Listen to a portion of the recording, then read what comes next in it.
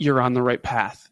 Whatever you're doing, the effort that you're putting into everything, double down. Like, go harder, love deeper, like love your friends more, appreciate every single day. Like, take a step back, smell the air, look around, and just appreciate where you are.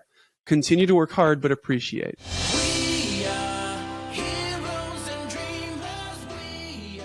Welcome to Empowering Vibes, the show that supports you to create an extraordinary life. My name is Hannah Wiz, and my guest today is the resilient ultramarathon runner and podcast host Ryan Shekell. At the age of 18, Ryan Shekell was diagnosed with a fatal lung disease called cystic fibrosis. Doctors told him he would not live past 30 years old and that he will never be able to have biological children.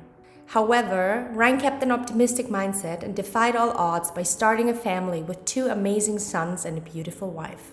Today, he's happy to be 39 years young and to be living in a vital body. So vital that he achieved many athletic events, including running an ultramarathon.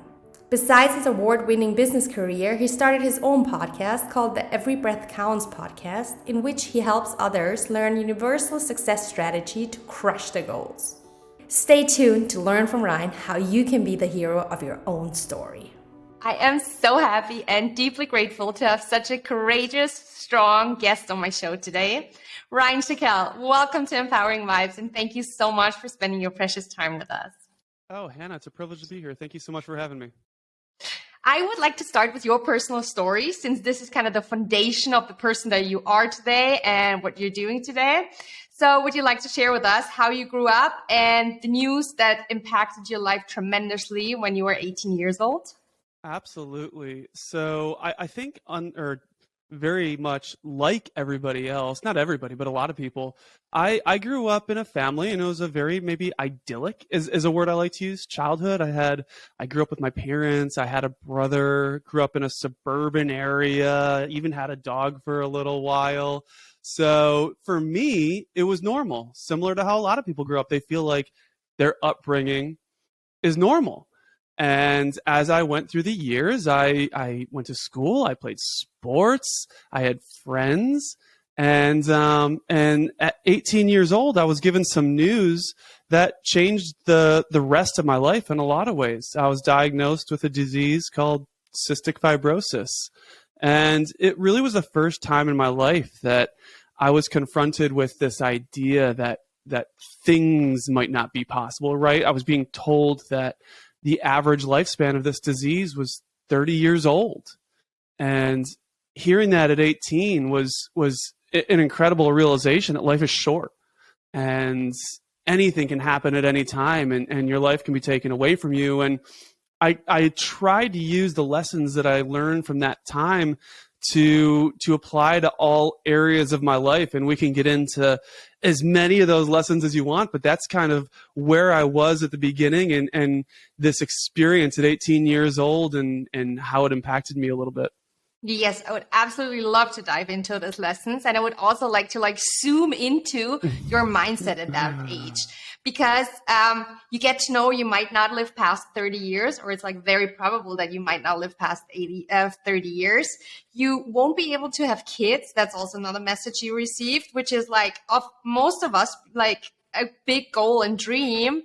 And how did you manage not to get into a depressed and hopeless state? Well, I think, 18 years old is an interesting age to be told you can't do something, to be told that you have a disease, because on one hand, I kind of made it through my childhood unscathed, right? I was relatively healthy. I guess I had some lung issues. I was underweight, but I was playing sports. I had friends. I was living a fun and decent life at that time. So I had this naivety, I guess, that nothing could hurt me, right? Because I'm 18 years old, I'm on top of the world, I got my whole future ahead of me.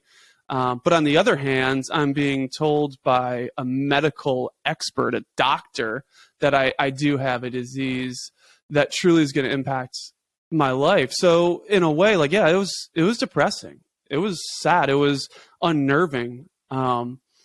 But I think it was an interesting age at 18 because I also didn't fully believe that what they were telling me was true. Because it's not like what my life was leading up to that point. I had never been impacted in the way where I couldn't do anything. I mean, yeah, like I wasn't a professional athlete or anything like that.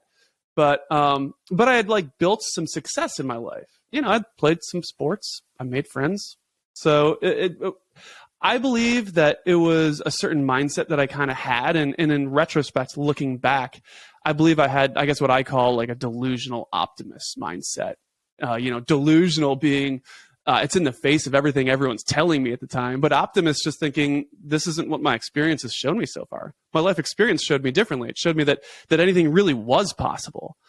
So why not survive and thrive with this disease? This is so beautiful. This is really like absolutely incredible that you just listen to your gut feeling rather than a doctor's medical opinion. So really, congratulations to this. Amazing. Yeah, and I'll get into this a little bit because I've been struggling with this over the past couple of years, trying to understand this. And maybe you'll have some insight for me because I don't really know at this point. But so I believe that if you have the mindset that you can do anything, then really anything is possible. And I think that going through life with that kind of optimism, that delusional optimism is super important. But look, doctors are pretty smart. They went to school for a long time. They understand the history of different diseases and what the effects these diseases can have on your life. And while I didn't truly believe that what I was being told was true, like I didn't think I was going to die at 30. I was pretty confident by that. I felt healthy. I went and got immediate medical care. But I think I learned this mindset from my parents, specifically my dad. And he was always someone who he always believed in me. He always believed in himself. He just had like a zest for life that I've never seen in anyone else. But a couple years ago, he was diagnosed with brain cancer. And the doctors told him he had 6 months to 2 years to live. And he had the same mindset. And he said, I don't believe that. He didn't call it delusional optimism. I didn't even know what delusional optimism was at the time. But he was like, no, I don't believe that this is my fate. I don't think that this is the disease that's going to take me down. He was 60 years old. And within 5 months, he was dead because brain cancer is really serious and you can die from it, similar to cystic fibrosis.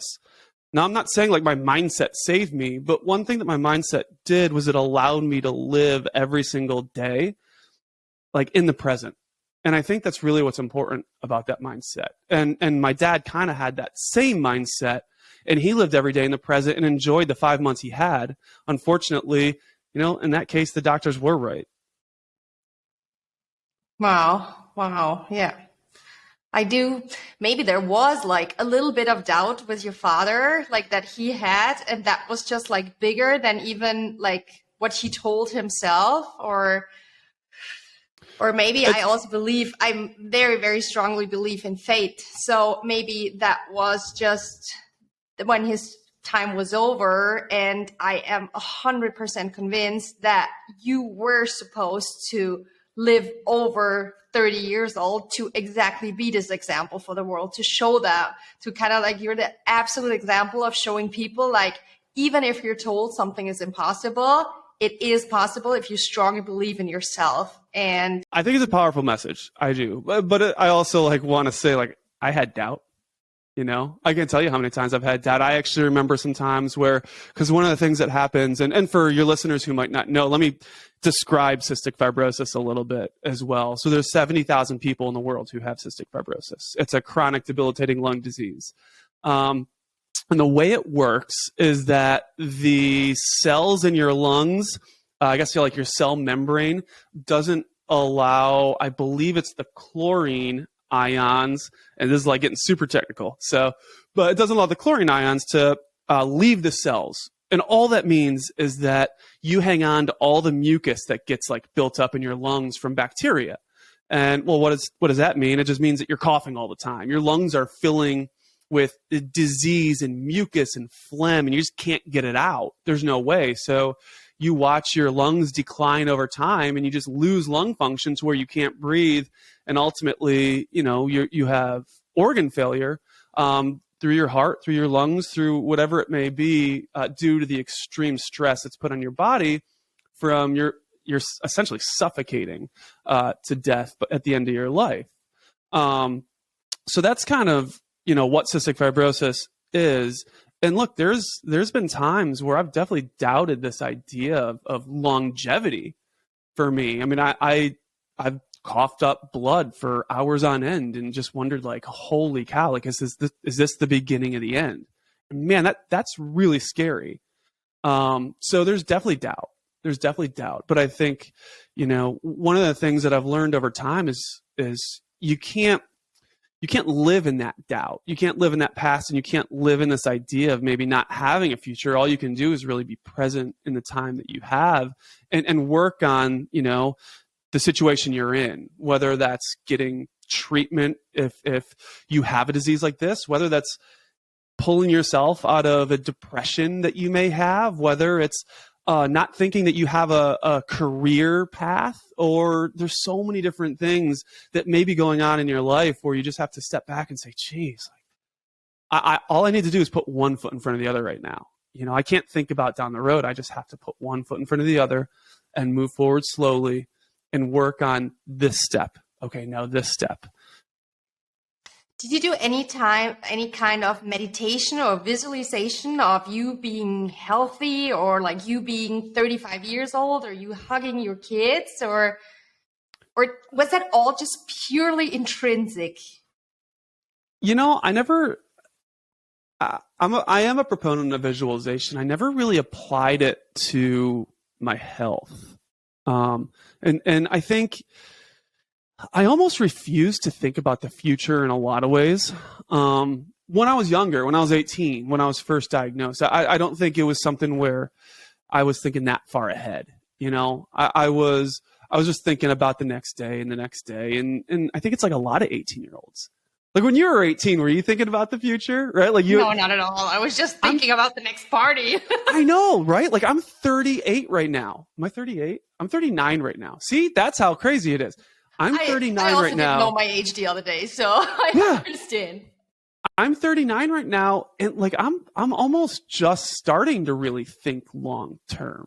And I look, I've been saving for retirement, but not enough. And it wasn't something that I seriously thought about of just like the longevity of life, how long it can actually be. I think maybe thinking that far ahead scares people. I think that it takes you out of maybe enjoying the present a little bit. I don't pretend to have all the answers. All I know is that, it was never something where I really tried to visualize my future in terms of like sitting down, closing my eyes, meditating. I always wanted to be prepared, but I never really visualized it. Mm-hmm. Are you familiar with Dr. Joe Dispenza's work? No, I'm remind me what specifically, because I think I've heard him on some podcasts and read maybe a book that he was mentioned in. Yeah, I would absolutely recommend you to get familiar with his work. He is just like right now changing a paradigm regarding what is possible with meditation, with visualization, and that he's healing people who can't walk for ages, who have cancer, who literally are told they won't survive a certain thing. And through meditation, and in that meditation, like very strongly, intensely feeling positive emotions such as gratefulness, thankfulness, bliss, love to others. Through that, it literally changes our whole DNA and in our cells, and that literally changes just everything. And it's so fascinating. And he's kind of mixing that woo-woo spiritual stuff with real science, and he's doing brain scans, and it's absolutely incredible. So I would totally recommend you to dive into his world. Yeah, I've dove into kind of like this mindset world a little bit, and there's a bunch of people, and I do believe I've heard of him. I think he was on Rogan maybe recently, the Joe Rogan podcast. Yeah. I think there's a lot of people. I think there's been a lot of work within the scientific community. I think there's been a lot of work in the alternative health world surrounding this idea of mindfulness, surrounding this idea of meditation. What I will say is I have always believed that foundational health is important.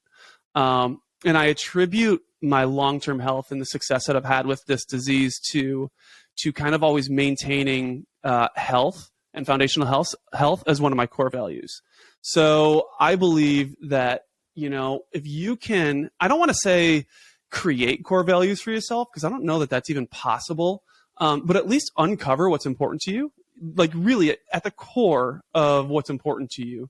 I think that you can use those core values to at least guide you through life. So health has always been one of my core values, health and fitness. And I've always worked out pretty much every single day. I have tried to eat healthy. I always say try because I'm like the biggest advocate of cheat meals, and I'm a glutton for, fried food and sugary food when I want it. But it's like 80-20, so it's 80% of the time, if you're doing the right thing, you're in good shape.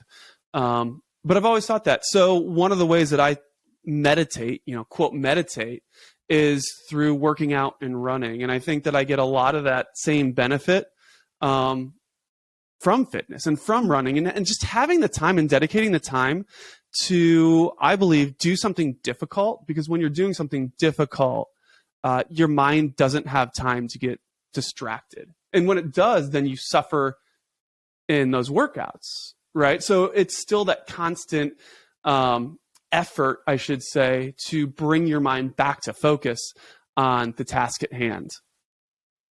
Absolutely, absolutely. But regarding your health, I think you can drink green juices all day long, drink as much water, whatever.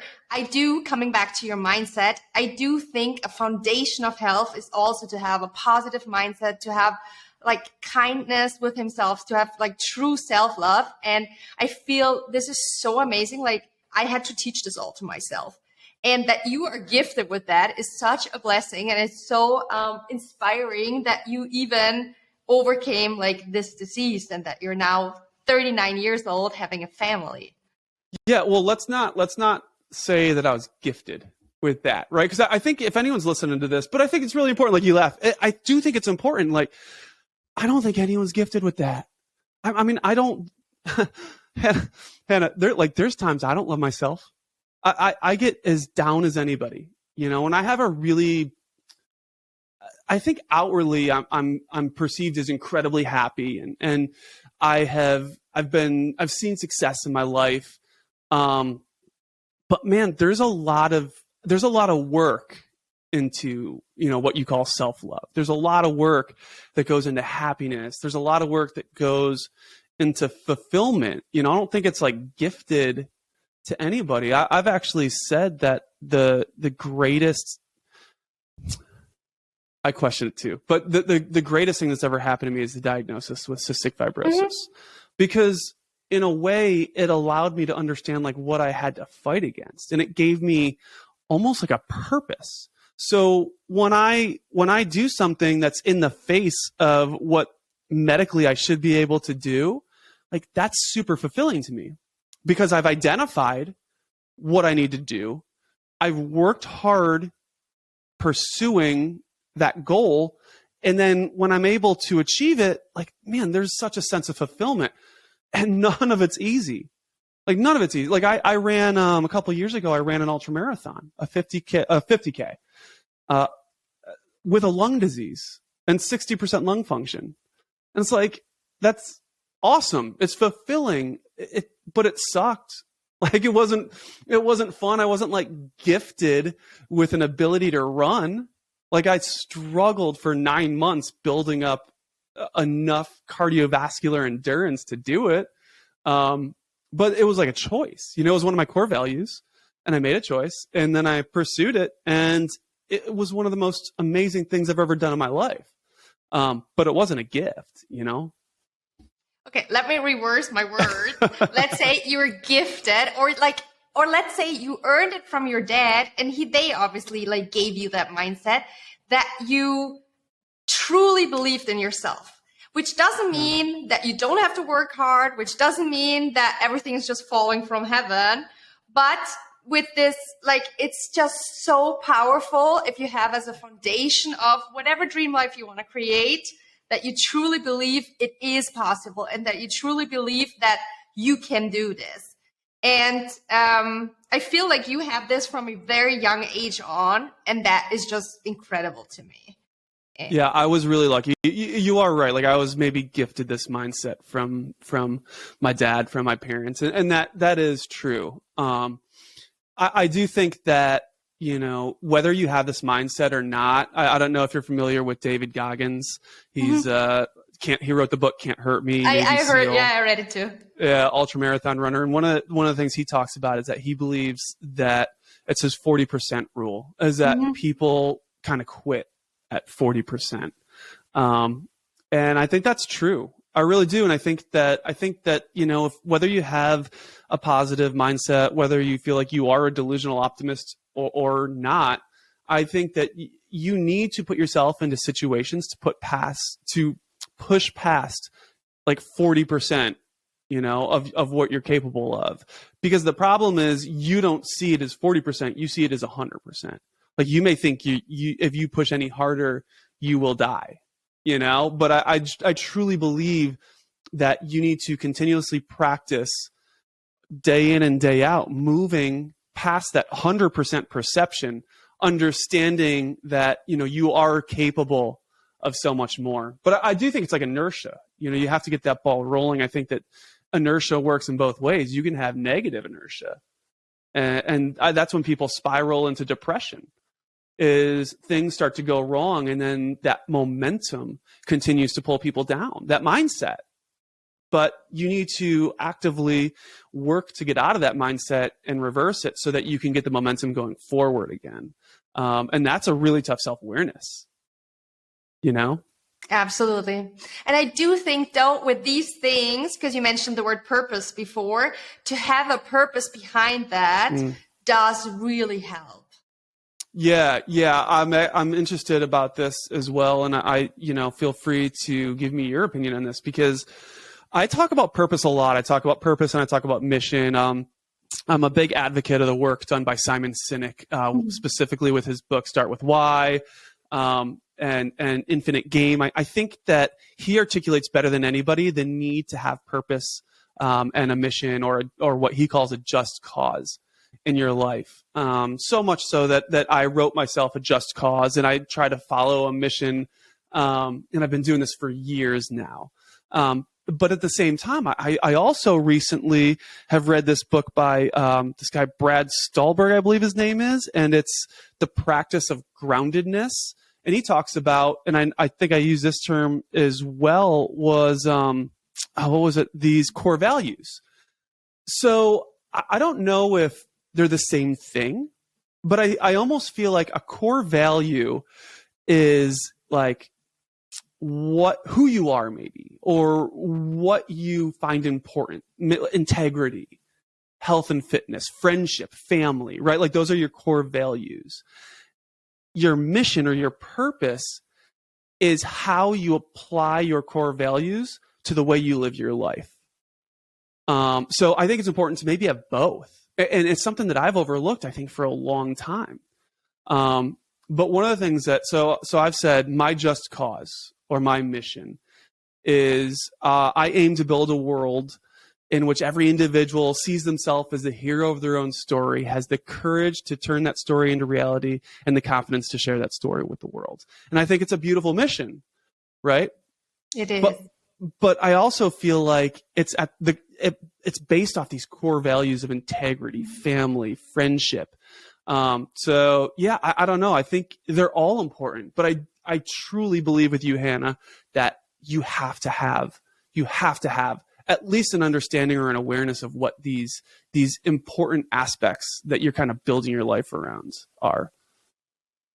Yeah, I totally agree. I think it's literally the foundation of a happy and fulfilled life to know who you are, what's important to you. And as you said, I think those core values are kind of like the basis around of which then the mission or like your purpose derives from. And I do feel like we have an intrinsic motivation to feel fulfilled and to have a purpose and to make something significant in our life. No matter if that's children, no matter if that's through our work, no matter if that's through taking care of our parents when they're older, but just something that makes us feel like it matters that I exist. Yeah, absolutely. And it's interesting about that. You said like this intrinsic purpose.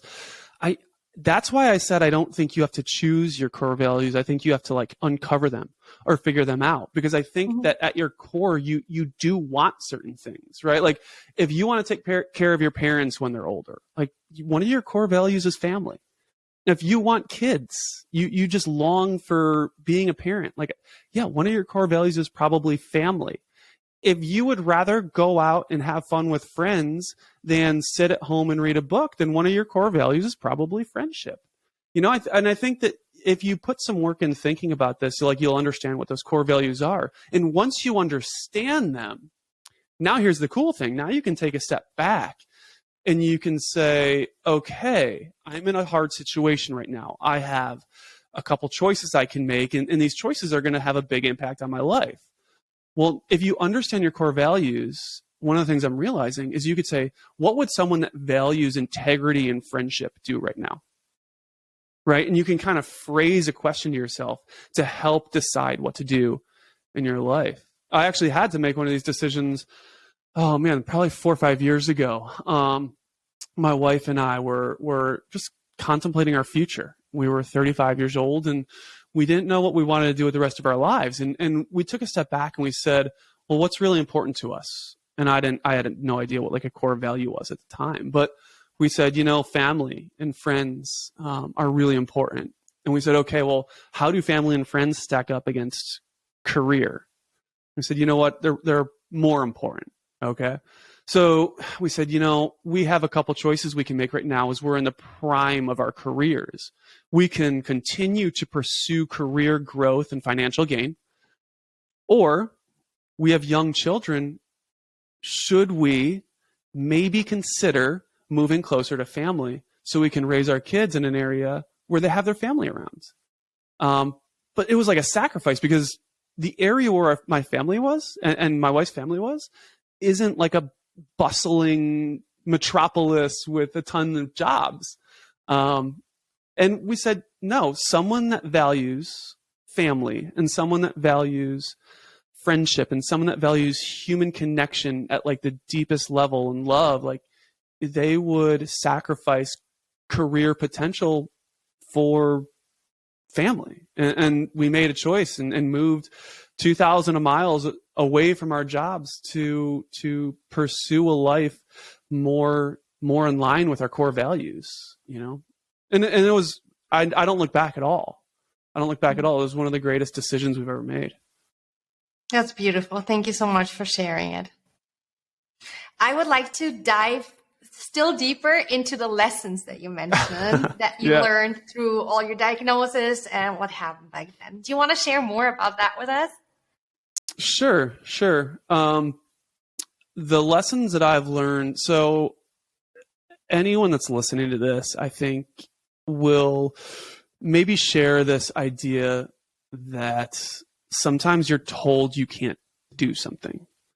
And one of the biggest lessons that I learned is I like to say control the controllables, right? Like you can't control other people's perception. You can't control external stimuli or what happens to you. Like I couldn't control being diagnosed with cystic fibrosis. All I could control was my reaction to it. And that's applicable to a million different situations or more, is that you can't control what happens to you. You can control your reaction to it. But part of controlling your reaction to it is preparing for the worst. It's having foundational health. It's being prepared to encounter anything. So that was a big lesson of mine was control the controllables. You can only be as prepared for adversity as you put into the preparation for it. Which is very powerful, because I think a part of that is acceptance. And acceptance is so powerful, because so often we spend energy on something that we just can't change. And to have also that, like this, okay, these are the things that are not in my power. I just have to accept it, not put energy into that. But those are the things where I can put my energy. And as Tony Robbins always says, focus goes where energy goes, where focus flows. Mm-hmm. And that's like so powerful that you understood this very, very important lesson.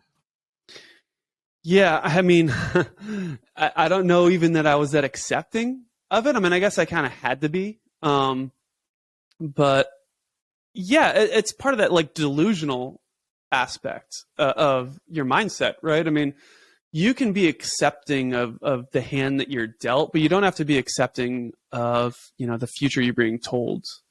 So, and it's not like the only time that's ever happened to me, like most of your listeners. I mean, I was told that I would never have the career that I have. I was told I didn't have the personality to be a salesperson. And I interviewed with like a Fortune 100 company, and they told me that they would never hire me because I didn't fit their personality profile. Well, okay, that's fine. Doesn't mean that I'm not built for it. It just means that, it's not going to work out here. Right. Does it hurt? Yeah, of course it hurts. Like, it sucks being told you can't do something. I was told I wouldn't have kids because of cystic fibrosis. Like, it's physically impossible. Ryan, you'll never have kids. It's physically impossible. Well, okay, I get that, but there's also alternatives, like if you can take what you're being told and work and do some problem solving and be creative, then you'll understand that, oh, okay, well, maybe IVF or adoption is possible. And I was able to go through and have kids through IVF. So yeah, I think you have to accept the situation you're in, but I don't think you have to accept the outcome you're being told is inevitable. Absolutely. Was that, I'm still trying to understand this more. Do you think this was rather like a thought of like, no, I think like there's more, I can solve this, like I'm not giving up? Or was this rather like an intrinsic gut feeling that told you it is possible? And was it rather like your intuition that told you, I will be a dad? I think so. The dad was a little bit different. That took some time. Mainly because of like just the science behind it. Like I didn't know, I had never met anyone that did IVF. It really didn't even cross my mind that it was something that was going on when I was 18 and being diagnosed. I knew that I wanted to have kids. I understood that people adopted children. So I understood that there may be alternative ways to have children. But yeah, I don't know. It wasn't like a fog. It wasn't this like intuition. It was just like, okay, one of my core values was just family. Like I wanted to have kids and give them the life that my parents gave me. So, I didn't know how it was going to happen. I didn't know fully if it would happen. I just knew that it was something that I wanted, I guess. But still, though, you pursued IVF before, like, thinking like, okay, well, it's impossible for me. I'll just go straight to adoption. So still, there must be a spark of hope or something that led to, because you invested a lot of money into it to get, like, birth children. So I'm just so curious, like, where is this coming from that you made these decisions versus like immediately saying like, okay, let's adopt. That's the only option for me. I think this comes from a little bit of like inertia. And what I will say is there are people who are born into really terrible situations. It breaks my heart. When I was in the hospital the first time, I saw these kids who, 5, 6 years old that were dying with the same disease that I was thriving with. And it really was at that point, it was one of the first realizations. Like I said, I was naive that people are born into some pretty crappy situations, whether, their parents are abusive, whether they're not loving, whether they don't have both parents, whether they have no parents. I think people grow up in a lot of different situations. I was fortunate enough at a very early age to start to accumulate some success and wins in my life. And it wasn't anything huge. It was just okay. Like, my parents loved me. My dad coached me in sports, and, you know, I like, maybe you hit like a home run in T-ball, you know, it's just something simple like that. Well, that's a formative experience that it's possible to do something great. You know, like if you hit a home run in T-ball, it's the greatest thing in the world because it's the most important thing going on in your life at the time. You know, like you get an A in school, like it's the one thing you're working on when you're a kid. You know, everything's so hyper focused on just the life you're living. Maybe you love reading and you finish like a huge novel for the first time. Whatever it is, I think if you start getting some wins, you start understanding that you can put a little bit of effort into something, you could do some problem solving, and you can make things happen for yourself. And if you accumulate enough of those wins in a bunch of different areas of your life, then I think that you can kind of start to apply them to just about anything you do. So you, A, understand anything's possible, or understand that at least some goodness and some success is possible. You start to understand the process of figuring out how to achieve that success. And then you also kind of learn that work ethic that goes in to pushing past like the pain of actually doing something, to understand that that is also part of that like formula to accomplish anything. So I think for me, like with kids, it was just, okay, my wife was really smart, did a ton of research, and figured out that IVF is something that, you know, we would be able to pursue. We had to figure out a way to make enough money to pay for it. We had to identify doctors that were willing to do it. And then we had to like really put ourselves in the mindset of accepting that that was going to happen or was a possibility for us. And then, like a lot of things, like have the resilience and fortitude to push through just the crap that you have to go through to make it happen. Because nothing was more emotional than going through IVF. The ups and the downs, and I mean, even more so for my wife, who's like injecting herself with hormones, you know? So there's a lot of all of those ingredients that go into it. But like I said, understanding kind of like the formula was really important. And understanding that we've been through some stuff that allowed us to know that like winning in those ways were possible was really good. Thanks for sharing this, really. Also the vulnerability of like how hard it actually is. That I think this is very important to put this out more into the world, that these processes are actually very, very emotional and not that easy. Yeah. Yeah. I mean, depressing for people, right? Yeah. It's funny because I don't know when this is going to come out, but yesterday was Mother's Day.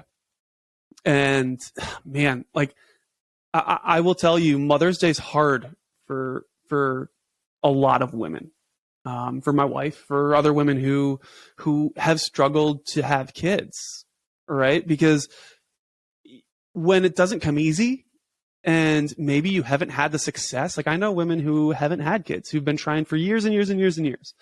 And that's really, really difficult. And they've gone through all the process, and it's that whole thing that I was talking about, like with my dad. Like sometimes, even if you have the right mindset, it's just not in the cards for you, you know. But it doesn't mean that you can't enjoy the life that you build for yourself at the same time. Yeah, or be like the role of a mother to your godchild or to like your niece, your nephew, or something. Like maybe then it's in the card that you are this life changer or this guidance for somebody else who might not be your son or daughter, but somebody very, very close. Yeah. Thank you. Beautiful. You already mentioned your ultra marathon. I would like to dive into that more. I think in 2020 you made that decision, if I'm correct. Yeah. I did. Would you like to share more about this? Like, this is just so impressive.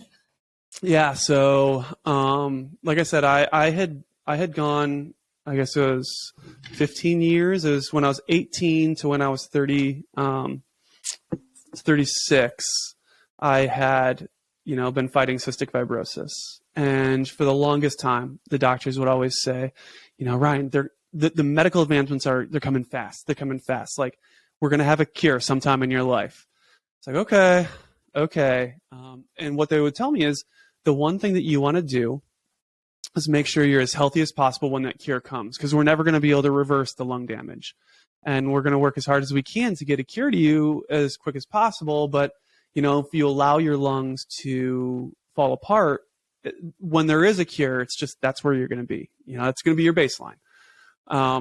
So over the course of 18 years, I watched my lung function decline. When I was diagnosed at 18, it was like 65%, which is like a long-term smoker.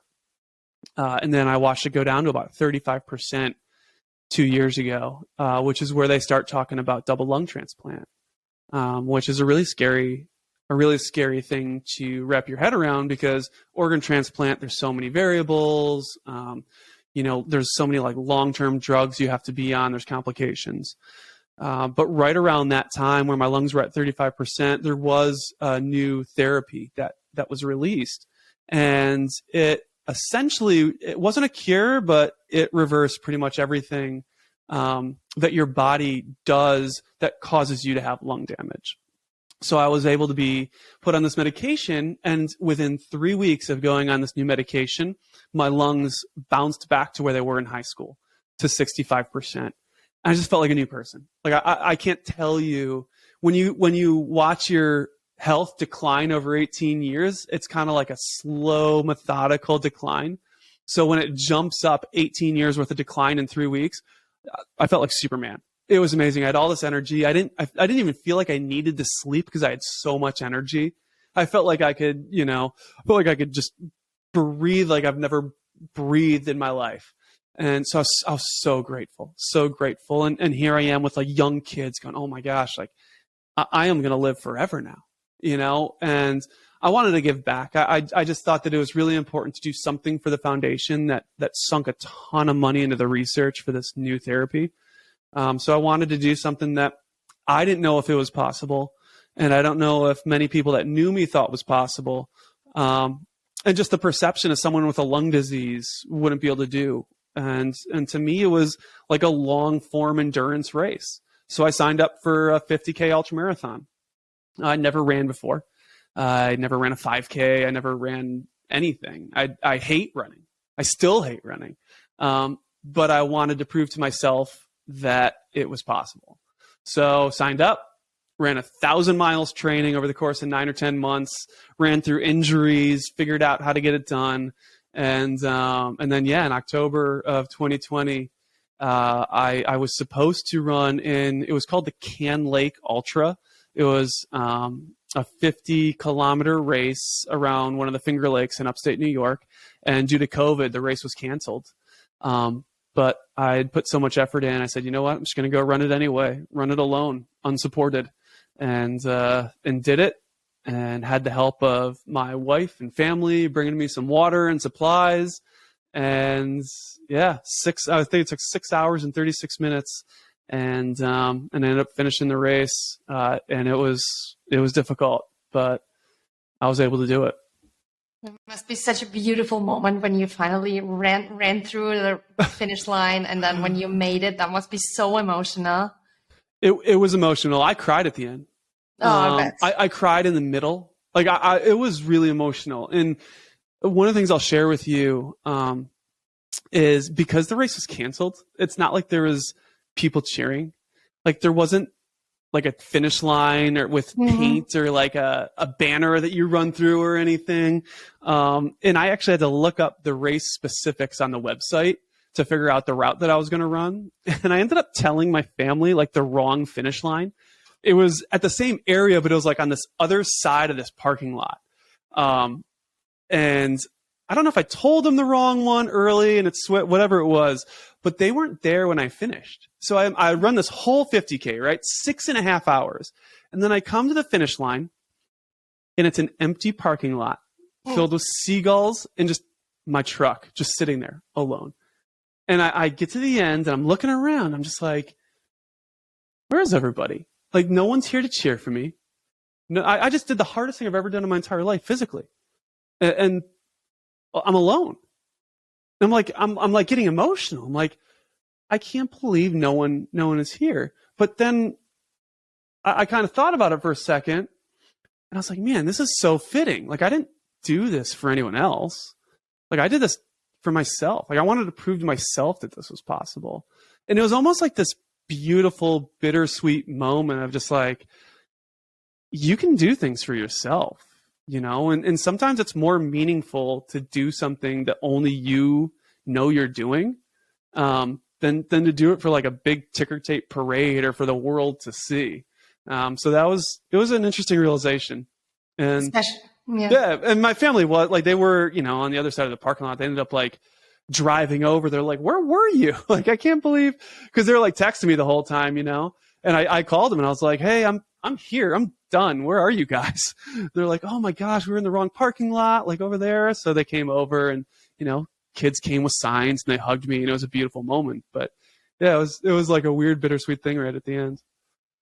But it really has some beauty though, because like part of you is also your 18-year-old self, and like that your 18-year-old self being told you won't make it past 30, and then you're running an ultra marathon, not only a marathon, an ultra marathon, like it's just absolutely incredible.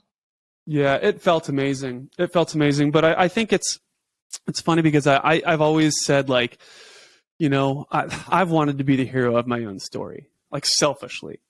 And I've always wanted to like accomplish great things and success. But I also at the same time struggle with like, is it more important to be the hero of your own story or to help someone else be the hero of theirs?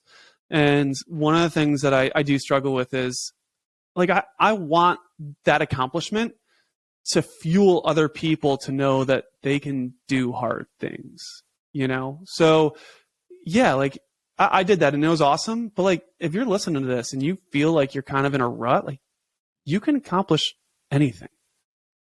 If I can run a 50K race with a lung disease and lungs worse than a chronic smoker, like you can do anything. It's possible. It's possible. It's just, you got to put one foot in front of the other.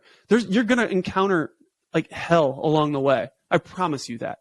I promise you. You are going to have adversity that you feel is going to crush you.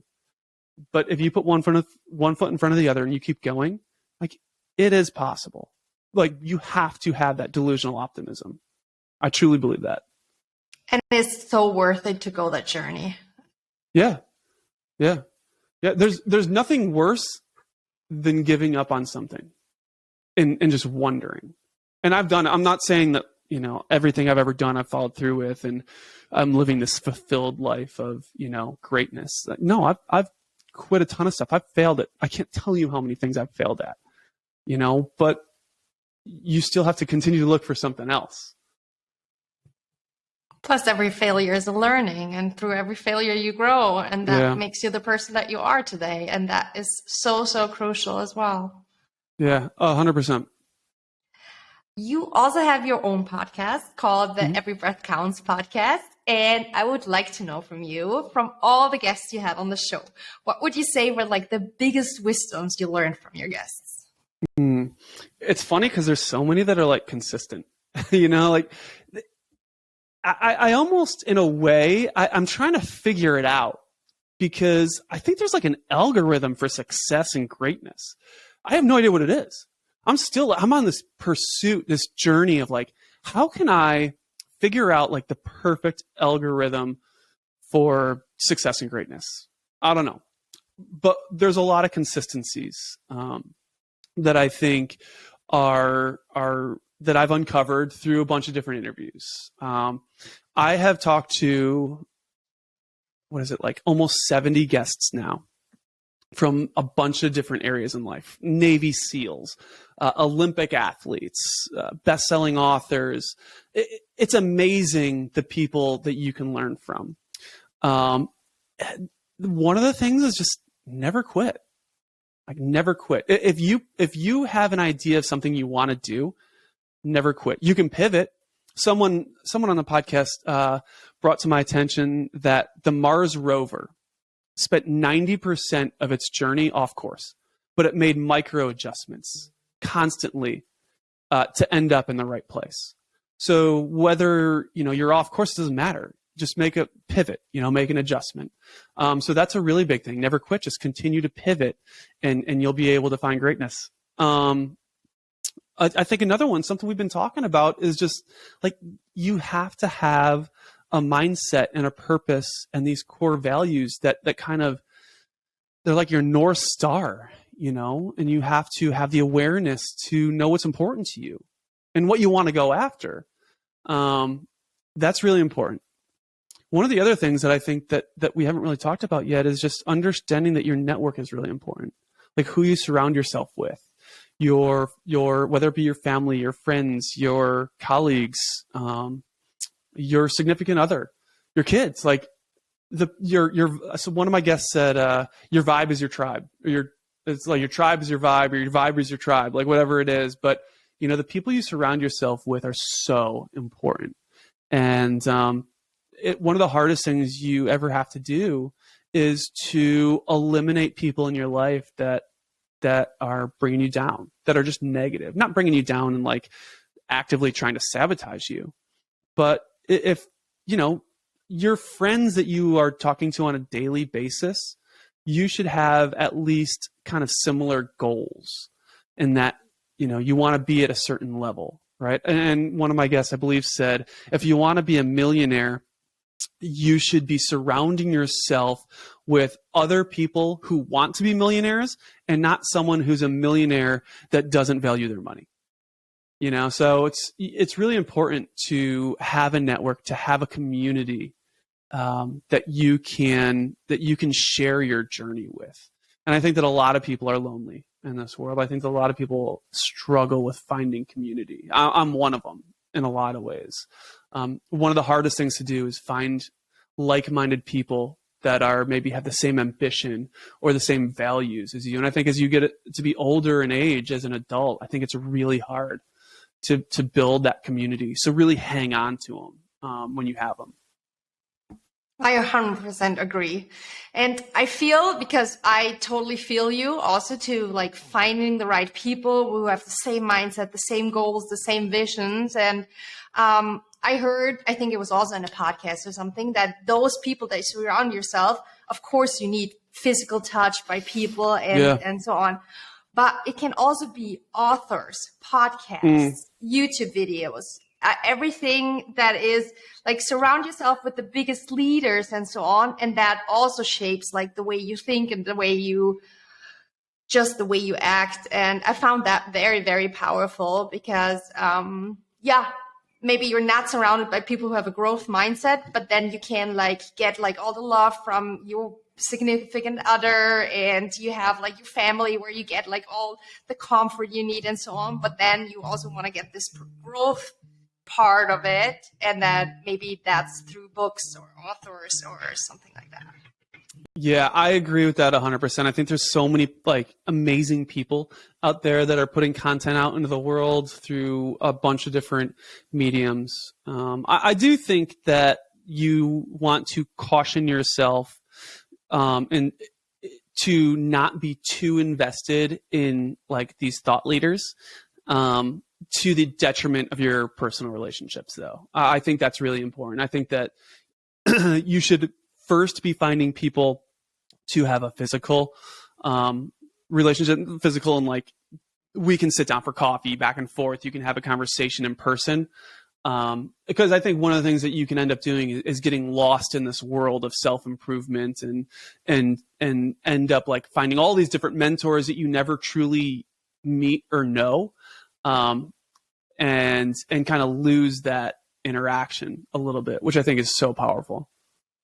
Yeah, especially in a one-to-one interaction, you kind of, just like you did before, you share your vulnerabilities too, and you share like all parts of your stories, also all the downs and so on, which a lot of these mentors don't. And then it might lead you or like get you into the trap of thinking like, whoa, they're all so amazing, and why can't I be like this? And I feel like one-on-one conversations are just way more raw and honest, and sometimes we need to also hear like, hey, I'm also having a hard time. No, it's not that easy as it seems on social media or something like, the journey is just an up and down and up and down. And I have all these downs as well.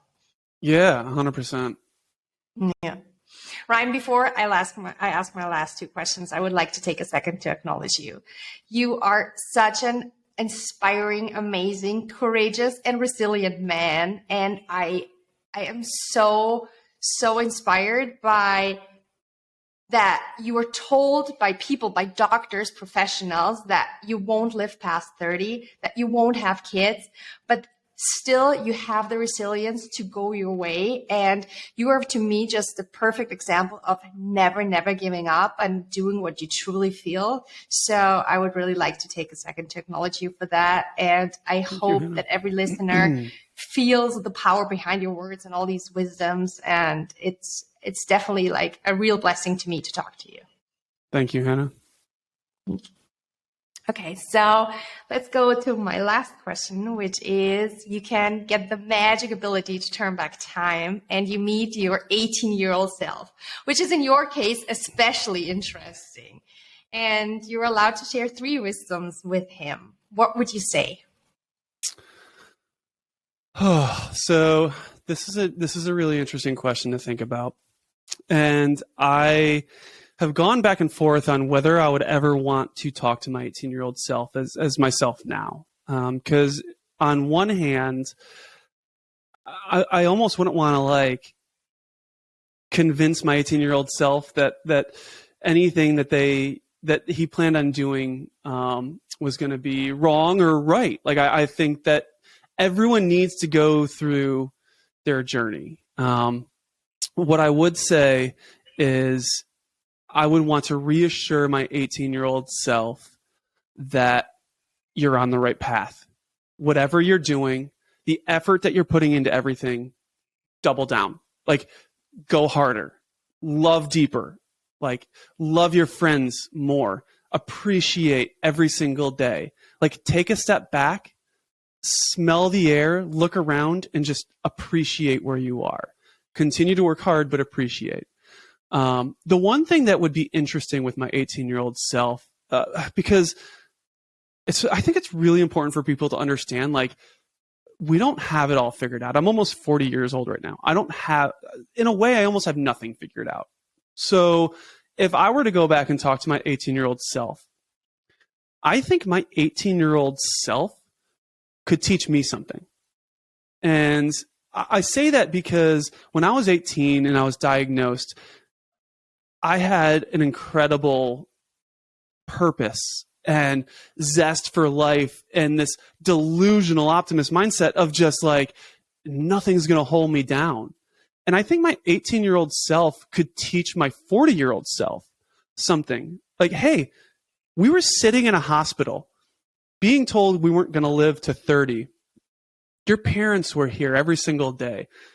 You were enjoying like the food you had. People would bring pizza in and hamburgers in, and you were laughing and having a good time. And your friends from high school were there every single day playing games with you and being true friends because they didn't have anything else that was more important at the time than the friendships that were going on in their lives. I think my 18-year-old self would say, hey, look at you now. Like, why don't you get back to your roots and make sure that you're aligned with your core values of family, of friends, of integrity, of purpose, and make sure that you continue at 40 and 50 and 60 to be the same naive little kid that believes that no matter what, anything's possible. I think that's almost a more powerful conversation. And even as I approach 40, I feel like I need that sometimes. You know, I don't think I needed anything at 18. I think that I need it now, and I think that I'll always need it. And I'm going to try to really remind myself of that coming from, younger me. Wow, that is really powerful. Thank you for sharing. Wow. Last but not least, where can we find you if we want to learn more about you? Yeah, look, if you're listening to this podcast, then you know how awesome podcasts can be for motivating you, for educating you, for just, having a friend. Like if Hannah's your friend and you're listening to this, that's awesome. It's like she said, this is how you can find mentors. This is how you can build that success in your life. And the best way that I'm doing it is to have my own podcast. It's Every Breath Counts. It's on everywhere that streams podcasts, Apple, Spotify, Overcast, Stitcher, wherever it may be. If you like this, then hopefully you like mine. I've got some really amazing guests that I've talked to. So just look up Every Breath Counts podcast. If I had to choose one episode to listen to, my favorite episode I'll give you two of my favorite episodes. It's the very first episode I ever did was with my grandfather. He's one of my role models. He's one of my mentors. And he talks about depression and love and really just what's important in life. He's an old man right now. He's like 88 years old. He's in the hospital. He's going downhill quickly. And his mindset is so amazing. So go check out episode 1. And then I also interviewed one of my favorite guests was this ex-Navy SEAL, Todd Ehrlich, and he founded Kill Cliff, Recovery Drink, and a bunch of other companies as a venture capitalist. But just his mindset going through Navy SEAL training and like the fortitude it takes and having purpose and building companies based on giving back. I think that was really powerful. If you're interested in achieving success at the business level, that was really good. I don't remember what episode it was, maybe episode 65 or something like that. But yeah, Every Breath Counts podcast streams everywhere. I will link your podcast and also these 2 episodes in the show notes for sure. And yeah, I just wanted to say thank you so much for your time. I'm so blessed to have you on your show. Thank you so much for sharing all your life lessons, your wisdom. It was really an honor. And thank you. No, thank you, Hannah. It was a privilege. Now I would like to hear from you. What was the one thing that you learned and how can you put it into action starting now? Leave a comment below or hop over to Instagram @EmpoweringVibes and leave a comment on today's episode. Thank you so much for watching. I hope this serves you and never forget to shine your light.